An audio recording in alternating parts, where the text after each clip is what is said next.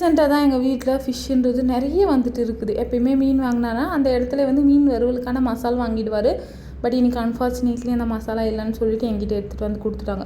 So இன்றைக்கி என்ன நாள், பெரிய நாள். ஏன்னா எல்லாத்தையுமே நானே ரெடி பண்ணணும். மீன் குழம்பு எனக்கு ரொம்ப ஈஸியாகிடுச்சு. ஃபஸ்ட்டெல்லாம் ரெஃபரன்ஸுக்கு ஒரு 2 வீடியோ பார்ப்பேன். இப்போ அது கூட இல்லை, எடுத்தோமா போட்டோமா செஞ்சோமான்ற ஒரு இதில் வந்துடுச்சு.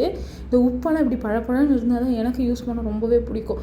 கொத்தமல்லி வந்து 5 ரூபாய்க்கு கேட்டேன். 10 ரூபாய்க்கு இவ்வளோ தான் கொடுத்தாங்க. ஸோ வந்துட்டு கெட்டு போகக்கூடாதுன்னு கீழே இருக்கிற வேரை அறுத்துட்டு ஒரு பாக்ஸில் லைட்டாக தண்ணி ஊற்றிட்டு மூடி வச்சுருக்கிறேன். பார்க்கலாம் ஒர்க் அவுட் ஆகுதானிட்டு.